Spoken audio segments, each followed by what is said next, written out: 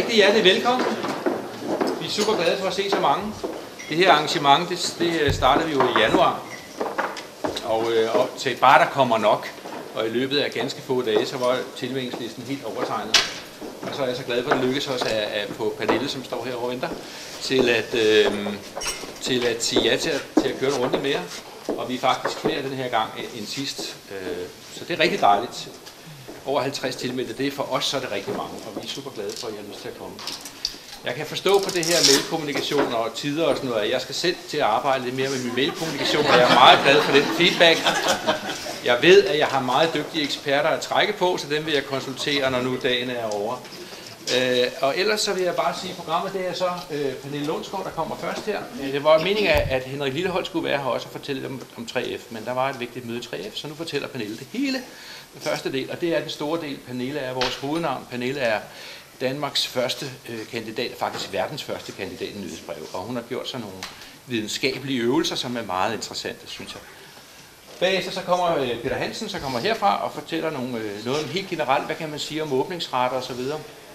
Han har analyseret en uhyggelig stor mængde nyhedsbreve for at se, hvad kan man egentlig sige sådan på tværs. Så der har virkelig været varme maskiner i gang for at få de tal frem. Og I kan se tallet her på, hvor mange nyhedsbreve vi har sendt ud. Vi er over 2.236.344.449 lige i øjeblikket. Så vi sender rigtig mange ud. Og til sidst så kommer Jens Poder og siger, at hvis man nu ikke har tid til at lave en hel PhD selv, hvad kan man så gøre af sådan de hurtige trick til at prøve at analysere lidt selv, for at se, hvordan det ser ud med ens egen liste. Det er jo sådan, at vi sender alle sammen til forskellige typer mennesker, og det vil også sige, at det er forskellige reaktioner, det er forskellige tidspunkter, der er gode, det er forskellige placeringer. Der er mange ting, der er forskellige, når vi snakker til forskellige mennesker.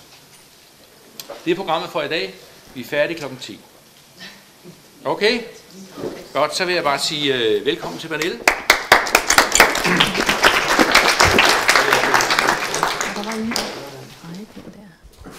Ja, jamen jeg vil fortælle om brugeradfærd i Fagbladet 3F's daglige nyhedsbrev, og det er som sagt på baggrund af mit speciale og mine resultater derfra. Først vil jeg fortælle lidt om mig selv, så lidt om hvad 3F er og om Fagbladet, og derefter så går jeg så videre til det, som er det vi alle sammen venter på, nemlig specialet og resultaterne fra specialet. Men først lidt om mig selv. Jeg er uddannet journalist fra Journalisthøjskolen og har efterfølgende så taget en kandidatuddannelse i journalistik.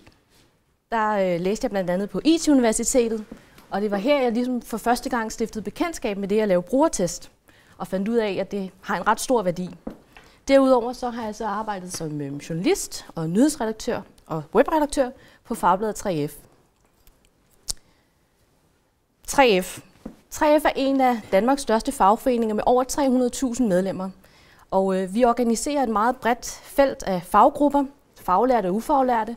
Og det er folk, som dels arbejder inden for transportsektoren, inden for restauration, hotelbranchen. Det er også folk, der arbejder ude på byggepladsen og på fabriksvirksomheder. Og så er det også folk, som arbejder på gartnerier. Vi har nogle forskellige mediekanaler, som vi bruger, når vi vil kommunikere til vores medlemmer. Og dels er der det trykte fagblad, som udkommer til medlemmerne. Og så har vi også et site, fagbladet3f.dk, som dagligt bliver opdateret med nyheder. Vi er et af de få medier, som beskæftiger sig med almindelige menneskers arbejdsliv og arbejdsmarkedsstof sådan rent generelt. Og vi vil gerne være med til at sikre en omtale af vores kernesager. Og så leverer vi også daglige nyheder om 3F'ernes arbejde. Derudover så har vi også en ambition om, at vi godt vil præge den offentlige debat og den offentlige dagsorden. Og så vil vi selvfølgelig gerne skabe nytte og værdi for vores medlemmer ved at give dem gode guideartikler til et langt og godt arbejdsliv og fortælle dem om alle fordelene ved at være med i en fagforening som os. Og så er der også tilgængelighed. Det er også noget, som er meget vigtigt for os. Vi har jo nogle læsere, som ikke er de mest stærke læsere nogle gange, så det er nødvendigt, at vi ligesom imødekommer dette. Og så vil vi selvfølgelig gerne være tilgængelige på mange platforme. Og en af de måder, hvorpå vi så når ud til vores medlemmer og til omverdenen sådan mere generelt, det er via vores daglige nyhedsbrev, som bliver udsendt mandag til torsdag. Og i 2011, der kom alle medlemmer, som er registreret med en mailadresse, de kom simpelthen på vores nyhedsbrevsliste. Så der er en stor del af vores medlemmer, som også er blandt vores nyhedsbrevsmodtagere. Udover nyheder og sådan guideartikler og gode råd til et godt arbejdsliv, jamen så har vi et fast element, og det er et skrabespil, en konkurrence, som vi meget strategisk har placeret ned i bunden af nyhedsbrevet. Fordi det ved vi, at jeg kan se, at nogen, der ikke kan genkende det, ved vi. Det er noget, der skaber trafik og ligesom får folk til at scanne hele nyhedsbrevet igennem, for de skal jo ned og have fat i dagens konkurrence. Hvis vi ser på, hvad det er for nogle artikler, hvad det er for nogle historier, som vores nyhedsbrevsmodtagere de interesserer sig for, jamen så er der ikke nogen tvivl om, at det er altså de her faglige sager, og det handler om arbejdsmarkedsstof. Og det er sådan nogle ting som konflikt og ulovlige arbejdsforhold, lav timeløn. Det er sådan noget, som får vores nyhedsbrevsmodtagere op af stolen og får dem til at klikke på de her historier. Men nu over til specialet. Altså, jeg var interesseret i at indsamle noget kvalificeret viden om vores nyhedsbrevsmodtageres færden og deres ageren inde i nyhedsbrevet.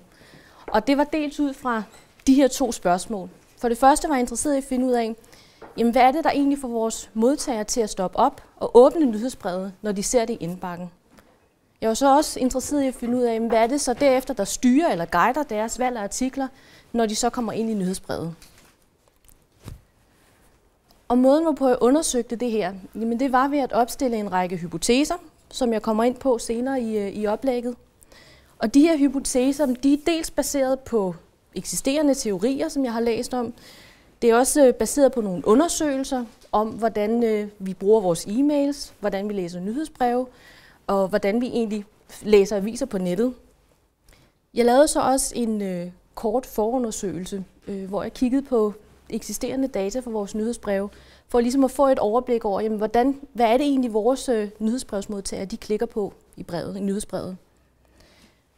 Derudover så ligger der også en god portion mavefornemmelse, når man sidder og arbejder med hypoteser. Jeg tror, vi alle sammen har nogle antagelser om, hvordan virkeligheden ser ud, og hvordan vores nyhedsbrevsmodtagere de agerer. Så det er også noget, man ligesom trækker på, når man sidder og arbejder med sådan nogle hypoteser. Men jeg vil lige kort gennemgå noget af det eksisterende viden her. Noget af teorien, som ligger til grund for de her hypoteser.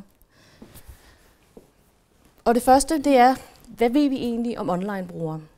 Jamen typisk, når vi prøver at tegne en profil af en online-bruger, en der læser aviser online, så sammenligner vi med læsere af den trykte avis. Og en af de store forskelle mellem de 2 medier, det er, at når vi læser en trykt avis, jamen så tager vi den typisk, og så bladrer vi den igennem og læser den meget lineært. Men med et online-site, som typisk bliver opdateret i løbet af dagen, der er mange flere elementer at vælge imellem, der er faneblade, der er mange større søgemuligheder, jamen der er vi mere tilbøjelige til selv at sammensætte vores nyhedsforløb, og selv vælge nogle artikler ud, som vi selv synes er interessante. Fordi der er så meget information på et online-site, så er vi nødt til at have nogle strategier, som hjælper os og som guider os til at vælge ud, hvad er det egentlig så, jeg har lyst til at læse, eller hvad er det, jeg synes er interessant at læse om.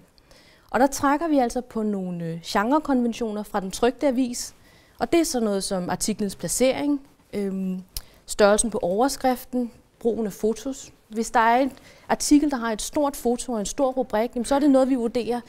Det er nok vigtigt, og det er noget, som tiltrækker vores opmærksomhed. Og det er altså også noget, der kan resultere i, at vi klikker på artiklen så. Vi ved også fra undersøgelser, at brugerne de kommer altså ned under folden. De bevæger sig rundt på sitet. Og når de gør det, så scanner de indholdet for relevante nøgleord. Noget, der signalerer relevans for mig. Og så scanner de efter interessante overskrifter. Så det bliver ligesom deres indgang til artiklen. Hvis vi kigger på e-mailbrugere, eller vores brug af e-mails, jamen så er e-mails det, som vi kalder et asynkront medie. Og det vil sige, at vi bestemmer sådan set selv, hvornår vi vil tjekke vores e-mail. Vi bestemmer selv, hvornår vi vil læse en e-mail, og hvornår vi vil svare på en e-mail. Det betyder så, at for eksempel i løbet af en arbejdsdag, jamen så holder vi os opdateret. Vi scanner vores indbakke med jævnlige mellemrum. Og når vi gør det, så kigger vi efter afsender og emnefelt på de e-mails, som er tikket ind. Og det er noget, som er med til at fortælle os, jamen, er det her en e-mail, jeg skal tage mig af lige nu, eller er det en, jeg godt kan vente med at besvare senere? Jeg faldt så også over en undersøgelse, som viser, at hvis der ikke er noget information i emnefeltet, så er det rent faktisk også noget, som er med til at skabe vores nysgerrighed. Som vækker nysgerrighed. Og det giver jo meget god mening, hvis vi ikke ved, hvem afsenderen er, eller hvis vi ikke ved, hvad emnet for e-mailen er, jamen så er der kun én måde at finde ud af det på, og det er ved at klikke på e-mailen og åbne den. Hvis vi så kigger på nyhedsbreve, så er det noget, som man kalder et push-medie. Og det vil sige, at vi skubber information ud til vores brugere. Det er ikke sådan, at de leder efter en bestemt artikel, går ind på vores site, og så finder de artiklen. Nej, her der serverer vi ligesom information til dem. Men det betyder også, at hver eneste gang, vi sender et nyhedsbrev ud, så skal indholdet være relevant for vores nyhedsbrevsmodtagere. Det skal være sådan, at når jeg modtager Fagbladet 3F's daglige nyhedsbrev i min indbakke og ser den, jamen, så skal jeg have en følelse af umiddelbar relevans, for at jeg vil åbne nyhedsbrevet og klikke på det.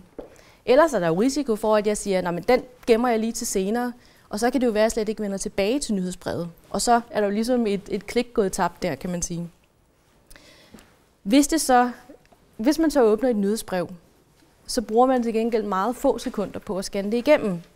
Så der er altså meget sådan en stor konkurrence om opmærksomheden, når først brugeren kommer ind i nyhedsbrevet.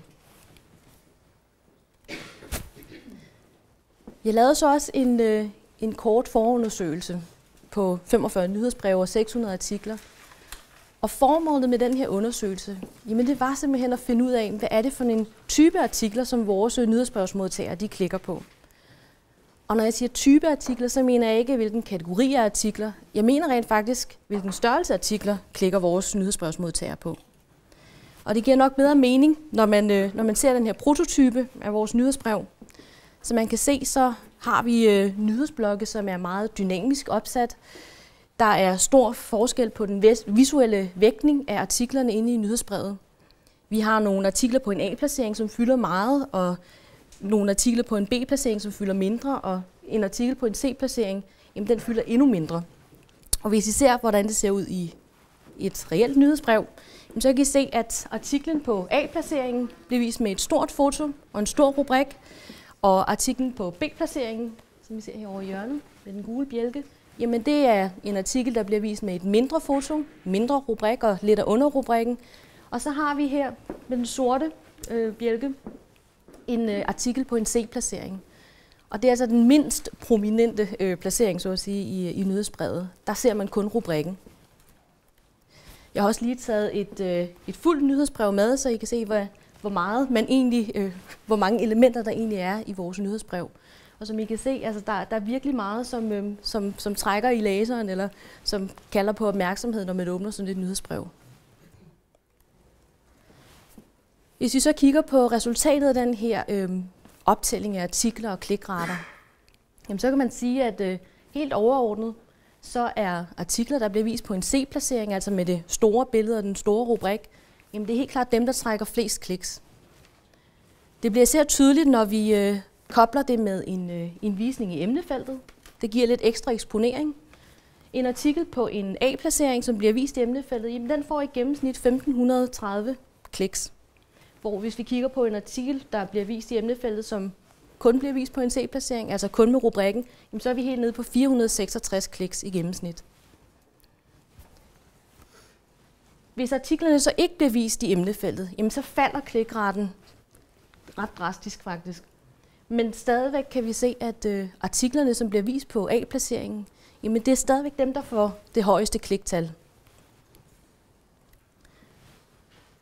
Ud fra det her kan vi altså sige, at artikler, der bliver vist med et stort billede, de genererer flere kliks. Og artikler, der bliver vist i emnefeltet, de genererer også flere kliks. Tilsyneladende er der en eller anden sammenhæng mellem artiklens placering i nyhedsbrevet og eksponering i emnefeltet og klikraten. Men det kan jo altså også skyldes, at vi bare har rigtig dygtige nyhedsredaktører, som ved, hvilke artikler, der er de mest interessante for vores læsere, og derfor sørger for at placere dem i emnefeltet og give dem en A-placering i nyhedsbrevet, så det er noget, man får øje på. Man kan ikke på baggrund af sådan en simpel optælling af klikrater konkludere, at der er en årsagssammenhæng mellem artiklens visning og klikraten, eller artiklens placering i emnefeltet og klikraten. Der er man i stedet for nødt til at bruge en anden type test. Og det er det, som jeg har gjort i mit speciale.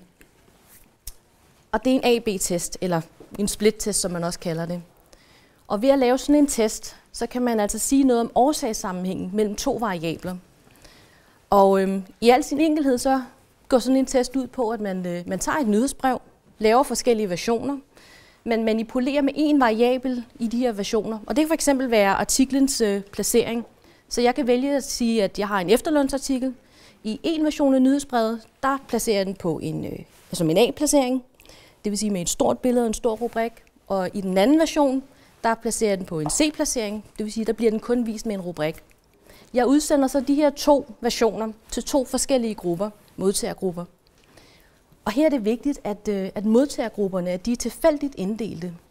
Og det er det, fordi så kan jeg i princippet sige, jamen så er der lige mange kvinder. Jeg kan gå ud fra, at der er lige mange kvinder og mænd i hver gruppe. Jeg kan gå ud fra, at gennemsnitsalderen er omtrent den samme i hver gruppe. Og for vores vedkommende kan jeg også gå ud fra, at der er lige mange taxichauffører og gartnere i gruppe 1, som der er i gruppe 2. Hvis der så er en forskel i klikraten på den her efterlønsartikel, som jeg har manipuleret med ved at vise den forskellige i de to nyhedsbrevsversioner. Hvis der er en forskel i klikraten, så kan jeg altså sige, at det skyldes den manipulerede variabel. Det skyldes, at jeg har placeret artiklen forskelligt i de to versioner. Jeg har så valgt at teste nogle hypoteser, og jeg har testet en hypotese per nyhedsbrevsudsendelse for at holde det overskueligt. Jeg har så også ville undersøge, hvad er effekten egentlig af at have segmenteret indhold eller differentiere indhold. Og det undersøgte jeg ved at kigge på, hvad er det egentlig vores forskellige faggrupper interesserer sig for? Hvad er det for nogle artikler, som vores transportfolk klikker på? Hvad er det for nogle artikler, som vores gartnere de klikker på? Og for at finde ud af det, der lavede jeg ikke en AB-test. Der tog jeg derimod udgangspunkt i et nyhedsbrev, som jeg havde udsendt tidligere. Jeg udtrak data, og så efterfølgende så filtrerede jeg data og sorterede dem på de forskellige faggrupper, sådan til at kunne sammenligne faggruppernes adfærd på tværs.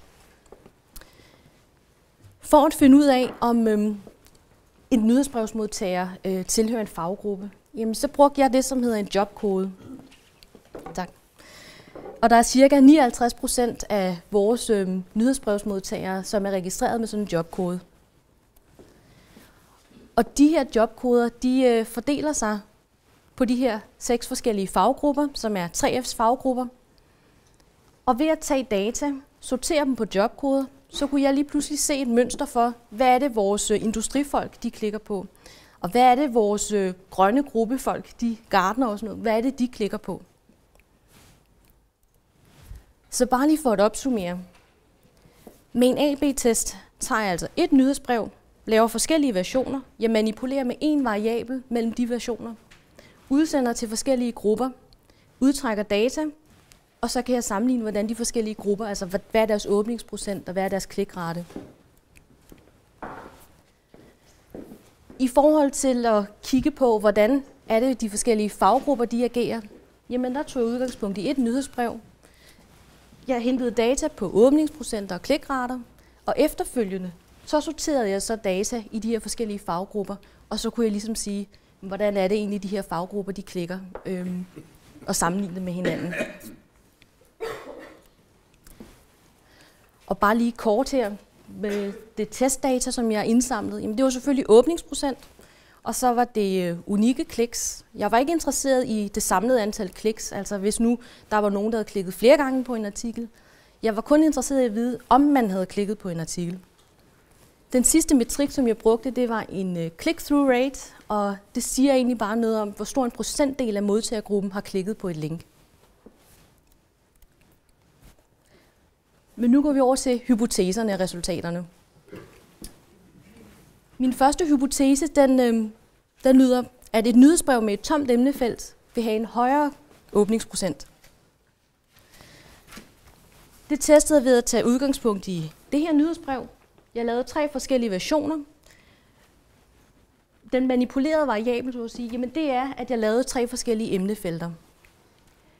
I den første version, der har jeg 2 rubrikker og en teaser for konkurrencen, og det er sådan den gængse praksis, det er det, vi gør normalt.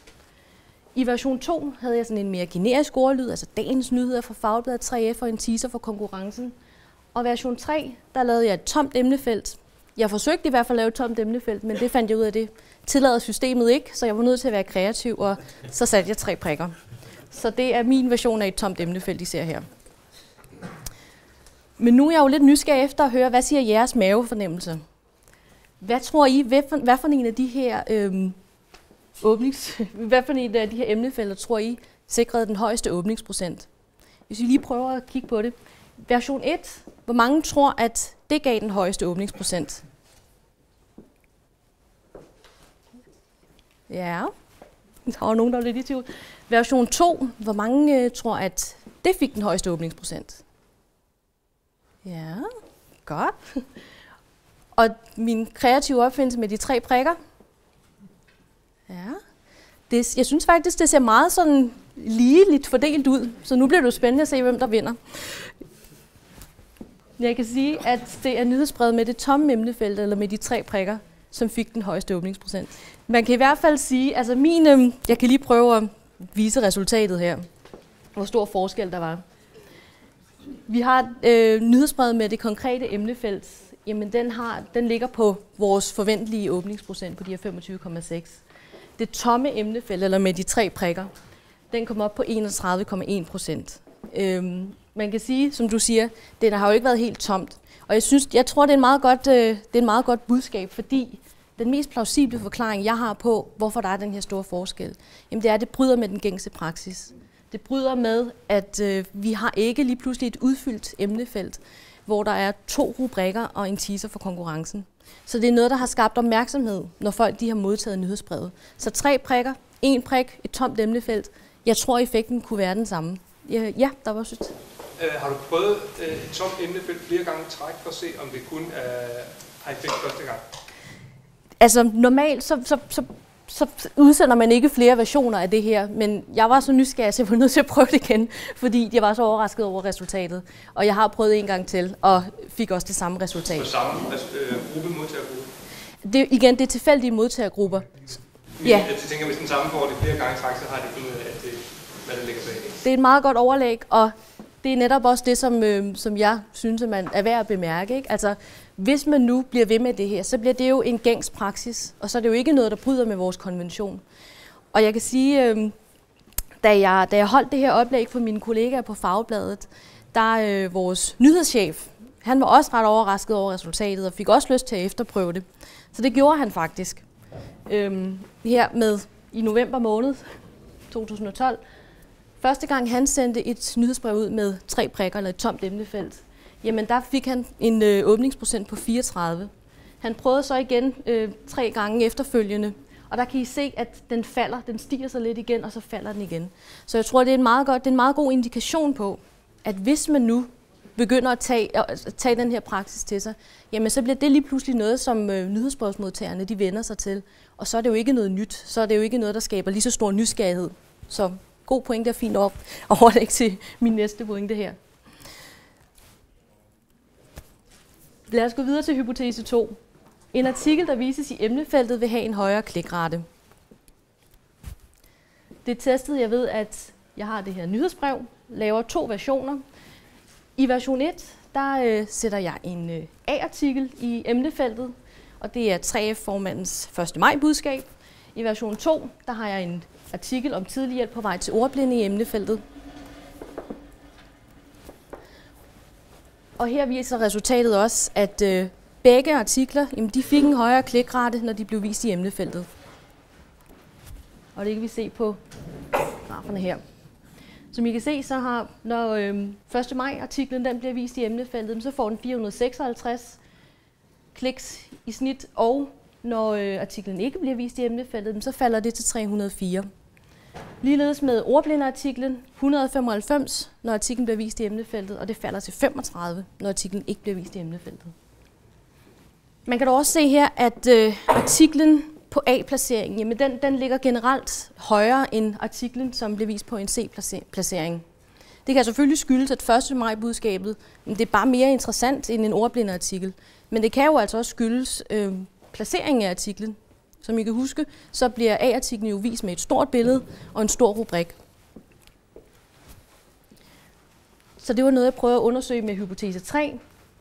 En artikel med en fremtrædende placering, den vil få flere unikke kliks. Der lavede jeg så denne her test. Her har jeg så 2 forskellige versioner af nyhedsbrevet. I den første version har jeg en efterlønsartikel. Det er et emne, som er meget populært blandt vores nyhedsbrevsmodtagere. Så den står på en A-placering. I version 2, der gemmer jeg ligesom efterlønsartiklen væk på en C-placering, så den kun bliver vist med rubrikken. Omvendt, så har jeg så i version 1 har jeg en EU-artikel på en C-placering, og den rykker så op på en A-placering i version 2. Og som I kan se, så når artiklerne de bliver vist på en C-placering, altså kun med rubrikvisning, jamen så får de færre kliks, end når de bliver vist på en stor placering med et stort billede og en stor rubrik. Og det bliver rigtig tydeligt, når vi ser det grafisk fremsat her. Vi kan se, at når de 2 artikler de bliver vist på en A-placering, jamen så har de lige omkring de her 400 kliks, og når de bliver vist på en C-placering, så ryger det ned til lige under 100 kliks. Det vi har set indtil videre, det er altså, at når en artikel bliver vist i emnefeltet, så får den flere kliks. Og når en artikel bliver vist på en A-placering, altså når den får en mere fremtrædende placering i nyhedsbrevet, så får den også flere kliks. Spørgsmålet er så, hvad har så størst betydning? Hvad har den største effekt på klikraten af de her 2 ting? Er det placeringen i nyhedsbrevet, eller er det en visning i emnefeltet? Og her er svaret. Det er artikelplaceringen, der har størst betydning for klikraten. Og det er det, vi ser på kurven her. Som I kan se, så har artiklen, som bliver vist på en A-placering, altså som er illustreret ved den orange linje, jamen den har konsekvent en højere klikrate, end når artiklen bliver vist på en C-placering. Vi kan fx se, at selv når artiklen, der bliver vist på en C-placering over i emnefeltet, den klikrate ligger stadigvæk under klikraten for en artikel, som kun bliver vist på en A-placering. Vi kan også se, at de 2 linjer de følges ad parallelt. Og det betyder, at effekten af at placere en artikel i emnefeltet, jamen den er den samme, uanset om der er tale om en artikel på en A-placering eller en artikel på en C-placering. Hvis vi så kigger på vores hypoteser med differentieret indhold, hvordan er det, de her faggrupper de agerer, så har jeg en hypotese, der siger, at en fagspecifik rubrik i emnefeltet vil øge åbningsprocenten for faggruppen, og modtager klikker mere på artikler, der omhandler deres egen faggruppe. Og som sagt, så blev det testet ved at indhente data fra et nyhedsbrev og efterfølgende sortere det på de her jobkoder. Jeg har udgangspunkt i et nyhedsbrev, der har en chaufførartikel i emnefeltet, og artiklen er også vist i nyhedsbrevet med et billede af en lastbil. Så det er noget, der signalerer faglig relevans. Her viser resultatet også, at medlemmer af transportgruppen, jamen de var mere interesserede i at åbne det her nyhedsbrev, som altså har den her transportartikel i emnefeltet. Og det ser vi her. For at finde frem til det, der udregnede jeg først en gennemsnitlig åbningsprocent for de forskellige faggrupper. For som I kan se, så er der stor forskel på åbningsprocenten for faggrupperne. Så det bliver ligesom en benchmark for den enkelte faggruppe. Vi kan se på det undersøgte nyhedsbrev, jamen der har vores transportgruppe som den eneste gruppe faktisk en åbningsprocent, der ligger lidt over gruppens gennemsnitlige åbningsprocent. Vi kan samtidig se, at der er 3 andre grupper, hvor åbningsprocenten på det nyhedsbrev med transportartiklen i emnefeltet, jamen det ligger faktisk signifikant under deres gennemsnitlige åbningsprocent.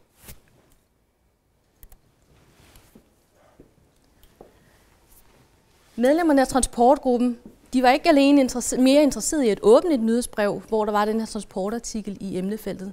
Jamen de klikkede simpelthen også mere på transportartiklen inde i nyhedsbrevet. 6% af transportgruppefolkene, de klikkede på transportartiklen, hvor vi kan se, at de andre faggrupper, jamen der er klikprocenten, den er helt nede på 1 og under 1 sågar. Nu var den her transportartikel, jamen den blev jo også meget eksponeret. Den blev både vist i emnefeltet, og den blev vist på en A-placering, altså med et stort billede. Spørgsmålet er, hvis nu jeg har en transportartikel, som jeg gemmer lidt væk, jeg viser ikke artiklen i emnefeltet, og jeg viser den på en C-placering, altså kun med en rubrik, vil transportfolkene så stadig være i stand til at finde artiklen? Og det vil de. Som I kan se, så lavede jeg en ekstra test her, hvor jeg havde en transportartikel, som igen havde ordet chauffør i rubrikken for at signalere faglig relevans til vores transportfolk. Den blev vist på en C-placering og ikke i emnefeltet. Men transportfolkene de finder stadigvæk frem til den, og de klikker også på den i højere grad end andre medlemmer. Som I kan se, så er der jo stor forskel på klikraten her og til her. Og det bekræfter sådan set bare det, som vi har set tidligere. Altså når en artikel, som her, ikke bliver vist i emnefeltet, og når den bliver vist på en mindre prominent placering i nyhedsbrevet, jamen så falder kliktallene.